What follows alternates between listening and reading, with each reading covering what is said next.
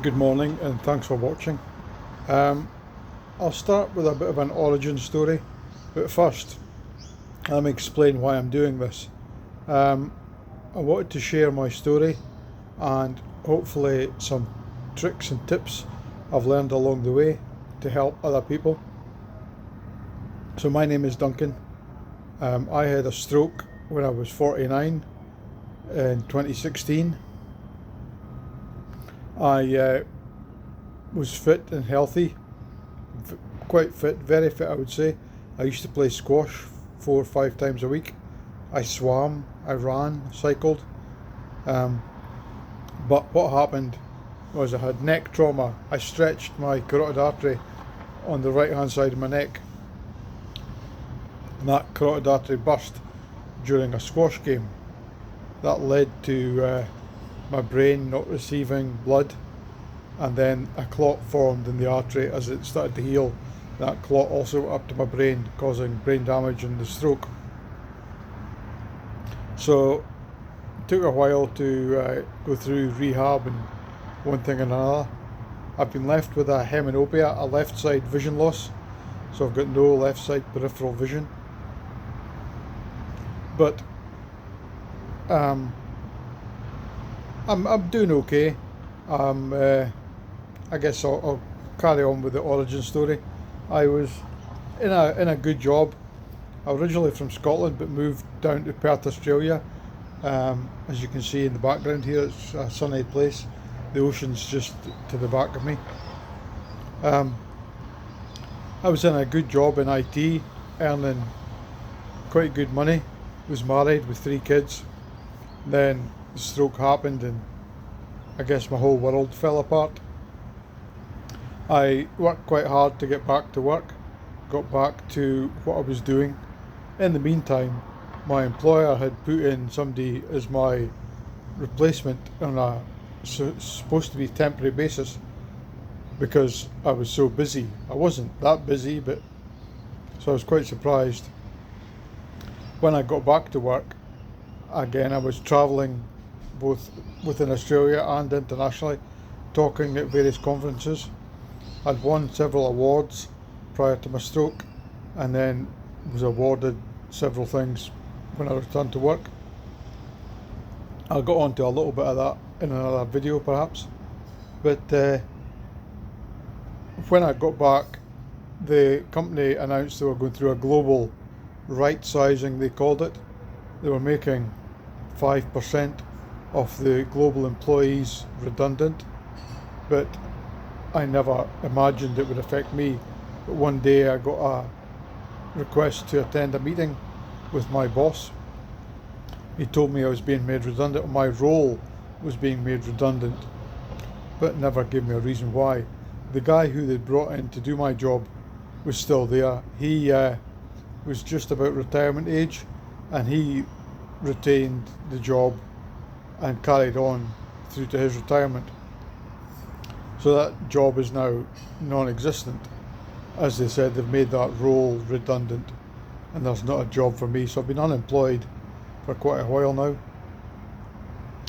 But my wife has also left me, so I'm in a new apartment, living on my own with a new partner who I see quite often. But my wife ran off with a guy she was having an affair with, and I don't see much of the kids now.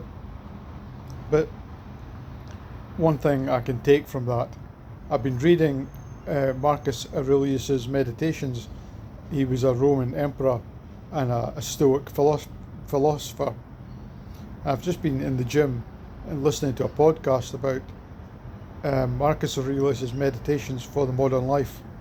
And one of the key points that the podcast publisher was relaying, which I can really identify with, is it's not so much what happens to you, it's about how you adapt to that and how you let it affect you. Bad things happen, like stroke, but it's how you bounce back and how you respond to that. And people say things happen for a reason and it might be fate, but if I look back on what I had before, okay, I had a good job with a company I enjoyed working for in an industry I was interested in. but they obviously didn't care about me as a person. I was one of the ones that they made redundant. They supported me through my stroke and through my rehabilitation and pushed to get me back as quickly as possible. But as soon as they did, they made me redundant, which lets me think they didn't really care about me, and I wouldn't want to work for a company like that. Also, my wife, who I thought loved me and we'd been married for 24 years, had an affair just after I got out of hospital. Then ran off with the guy, taking my kids with me. So again, today, okay, the stroke happened, it was a bad thing, it changed my life. But would I want to be with a wife who would have an affair and run off? Would I want to work for a company who really didn't care about me? It's opened the door for so many other opportunities. I'm now living in a new apartment. I've met a new partner who's lovely. I've got free time. I've got my freedom back. I'm skint. I've got really no money, but I'm waiting for my income protection insurance to kick in. And effectively that'll lead into my retirement or semi-retirement. Give me new opportunities to do stuff. I've started doing Aikido, which is a Japanese martial art. Quite a gentle martial art, not really like karate or judo where it's attack, and it's a sport where you win points. Aikido is, I guess, more akin to dancing, where you've got a partner you train with and you go through routines and foot patterns and movement of arms to generate techniques, arm locks, throws, that type of stuff. And I'm really enjoying that. Something I wouldn't have done before, but now after the stroke, the free time I've got that opportunity to follow these new hobbies, I guess you'd call it. So there's a few other things I want to cover off, but that's my origin story. Over 6 years post-stroke and doing okay. So I guess the message in this video is stroke doesn't necessarily need to be the end of things. It can be the beginning. It's how your mindset and how you approach what you can do.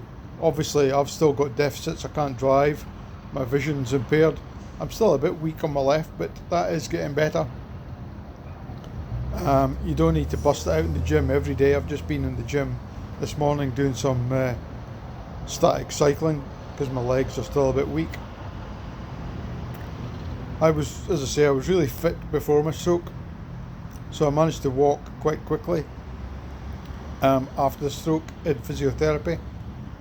Maybe a little bit too quickly in hindsight because I've damaged my left knee, which I'm still struggling with. But I think just looking after yourself. Stroke can happen for a number of reasons to anybody at any age. Mine was trauma based because I'd hurt my neck. Obviously lifestyle choices, smoking, drinking, being overweight can all be factors. Luckily for me, my wife knew the FAST stroke identification method, the face, arm, speech and time, and she got me help quite quickly, which limited the brain damage that I suffered. However, when I was in hospital, my brain did swell, and they talk about this midline shift, where you've got a fold down the middle of your brain, and that can, based on swelling, that midline can shift from the middle of your skull left or right depending on what side your brain's swelling.